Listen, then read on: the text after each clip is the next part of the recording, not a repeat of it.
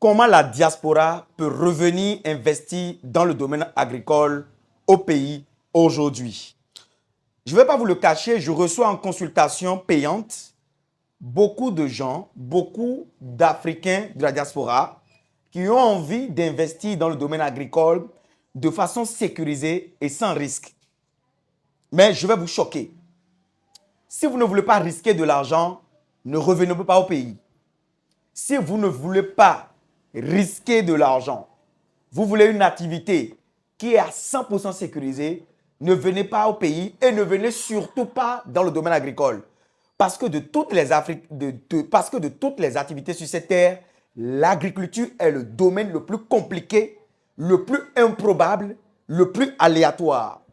Dans cette vidéo, je vais partager avec vous comment vous pouvez investir dans le domaine agricole et limiter les risques et limiter les casques. Parce que je vois beaucoup de personnes investir dans ce secteur qui est le mien et gaspiller des années d'efforts, des années de cotisation, des années d'épargne. C'est tout de suite et c'est dans cette vidéo. Salut les gens, pour ceux qui ne me connaissent pas, je suis M. Taragbe Balé-Wansou, ingénieur agronome praticien, entrepreneur, multi-investisseur, aménagiste paysagiste et spécialiste des questions relatives à l'aménagement des espaces verts en Afrique. Je te parle sur Internet d'agriculture, de développement, d'investissement en Afrique, des intérêts de l'Afrique, des plantes et de leurs vertus.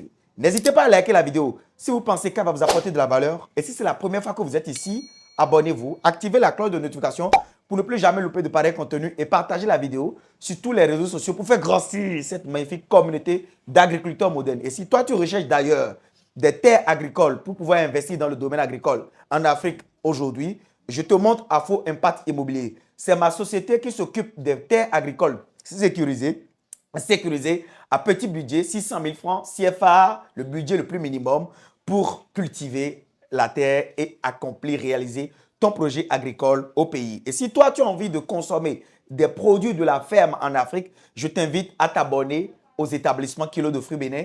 Ils sont dans les mets africains, ils sont dans les produits de ferme transformés africains. Et d'ailleurs, nous vendons également des foyers écologiques qui vous permettront de cuisiner ces produits de ferme au numéro que vous voyez à l'écran. Leur combustible est 10 fois supérieur au gaz conventionnel et est gratuit et libre parce qu'il est issu de la transformation de la noix de palme en huile de palmiste. Sans plus tarder, on rentre dans le vif du débat. Il y a 5 étapes à respecter avant de venir investir un seul rond dans le domaine agricole. La première étape pour pouvoir investir dans le domaine agricole au pays, c'est d'abord s'initier à l'agriculture, l'initiation. La deuxième étape est relative à l'acquisition du foncier sécurisé. La troisième étape est la rédaction d'un plan d'affaires ou d'un business plan. Pendant mes consultations, d'autres préfèrent le business plan avant l'acquisition du foncier et d'autres préfèrent également l'acquisition du foncier et avant le plan d'affaires. Quatrième étape, le lancement d'un projet pilote ou test. C'est-à-dire, si par exemple le business plan dit on a besoin de 100 millions, on commence déjà par 10 millions, 10% des 100 millions. Et cinquième étape, l'implémentation en grandeur nature. C'est tout de suite et c'est dans cette vidéo. Les amis, l'initiation, c'est le point le plus capital, le plus important. J'ai rencontré la semaine dernière un monsieur qui a investi dans les poules pondeuses. Il travaille dans une brasserie du Bénin, dont je vais taire le nom. Mais ce qui est paradoxal, il a perdu toutes ses poules. Non seulement il a perdu toutes ses poules, mais il ne peut pas t'expliquer comment il a perdu et pourquoi il a perdu. Il n'a aucune connaissance de base. Il ne sait pas ce qu'on appelle abreuvoir. Il ne sait pas ce qu'on appelle poussin. Il ne sait pas ce qu'on appelle Isa Brown. Il ne sait pas ce qu'on appelle coquelet. Il ne connaît rien, aucune notion de base. Il ne sait même pas quelle quantité de provende une poule pondeuse adulte consomme par jour. Il ne sait même pas la notion du mot reformé. Et donc, il a investi son argent au travers des pseudo-techniciens qui lui ont fait bousiller son argent. Et je lui ai dit, tu as jeté ton argent par la fenêtre parce que tu ne peux pas investir, par exemple, dans une entreprise de fabrication de sacs de qualité en cuir sans avoir des notions de base dans le cuir d'abord. Il faut faire des recherches. Si tu ne peux pas payer une formation professionnelle dans le domaine, en ligne ou sur place, tu peux déjà faire des recherches sur Internet. C'est ça qu'on appelle l'initiation. Tu dois chercher des recherches, tu dois faire des recherches sur Internet, tu dois aller en profondeur. Au-delà de ces recherches, tu dois comparer des expériences. Ça passe inéluctablement par une formation. Il y a aussi un autre client qui a acheté de la terre chez moi. Je vais faire taire son nom, mais il était dans mon bureau il y a cela deux jours. Et c'était pour un projet d'avocat et de corosol. Il a décidé tout seul de lancer son projet d'avocat et de corosol. Mais le gars, chaque week-end, je le vois revenir à l'agence acheter encore des avocatiers et des corosoliers. Mais tous ces plans sont décédés. Pourquoi? Parce que la base n'a pas été respectée. Déjà, il n'y a pas eu suffisamment de pluie. Et de deux, il n'y a pas la maîtrise de l'eau. Et donc, une initiation te permet de ne pas tomber dans ces petites erreurs. Deuxième point, l'acquisition du foncier sécurisé. L'acquisition du foncier va dépendre du type de projet que tu vas réaliser. Par exemple, tu as un projet de verger, mais tu t'en vas acheter des terres dans une zone peu profonde. Tu as un projet de production de riz. Tu as un projet de production de riz, mais tu t'en vas acheter des terrains dans une zone de bas-fond où il y a la toxicité ferreuse. C'est quoi la toxicité ferreuse? C'est l'accumulation excessive du fer dans le sol. Or, la toxicité ferreuse, par exemple, est néfaste pour le riz. Et donc, si tu ne connais pas, déjà pas l'initiation, tu ne sauras pas le type de foncier que tu vas acheter et le foncier qu'il te conviendra. Et donc, cher ami, c'est très important d'acheter un foncier sûr et sécurisé, faire les paperasses et tout. Mais le type de foncier va être obligatoire pour la qualité de ton projet. Parce que si tu achètes par exemple ta terre dans une zone où la production de mangue n'est jamais possible et tu trouves que la terre est moins chère là-bas et tu achètes 1000 hectares, ça ne sert à rien. Tu achètes une terre dans une zone de carrière, une zone infectée déjà, une zone bombée de produits chimiques de synthèse et tu veux faire une agriculture biologique. Tu ne peux pas le faire. Donc, tu achètes par exemple une terre sécurisée dans une zone appropriée à ton projet, mais tous ceux qui t'entourent font de l'agriculture chimique de synthèse. Et toi, tu veux vendre ton produit par exemple en France et tu as déjà signé des contrats avec des multinationales, tu as déjà le marché. Or, tous ceux qui t'entourent font du chimique, ton produit n'est pas bio, il est chimique de synthèse.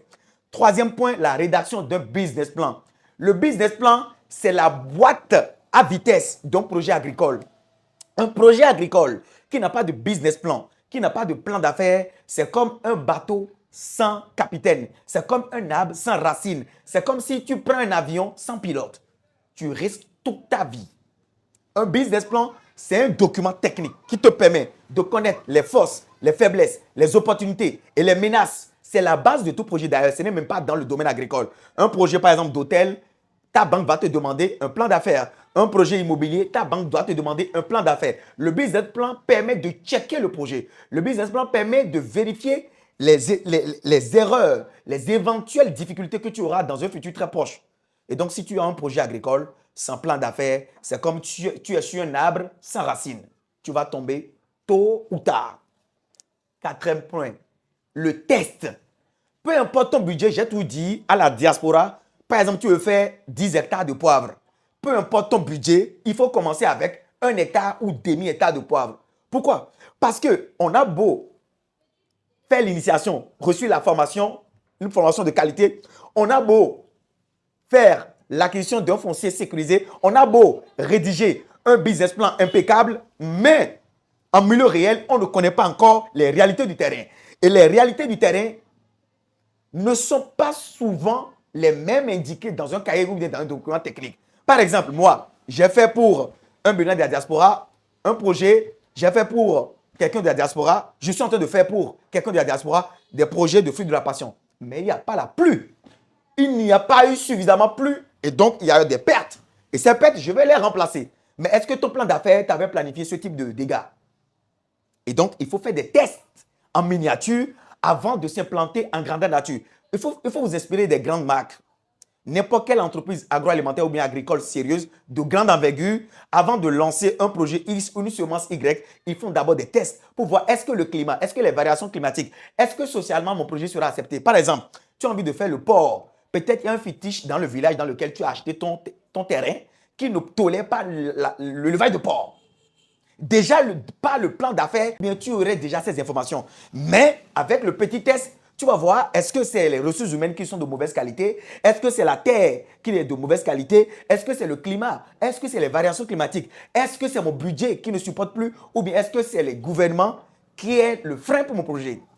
Cinquième étape pour terminer, l'implémentation en grandeur nature. Une fois le test réalisé et réussi avec succès, on peut maintenant lancer les 10 hectares de poivre, on peut lancer les 1000 hectares de manioc, on peut lancer les 10 000 hectares de riz, on peut lancer les 100 000 hectares de cocotiers. Agriculteur moderne, frère africain, voilà les 5 étapes à suivre avant d'investir un seul rond en Afrique. Si tu ne suis pas cette étape, ne viens pas pleurer parce que c'est interdit de pleurer. Si tu as envie de te faire former dans le domaine agricole, tu contactes mon entreprise Agriculteur Moderne au numéro que tu vois à l'écran. Si tu as envie de rédiger un plan d'affaires, tu me contactes, c'est notre domaine, on peut t'aider à le faire.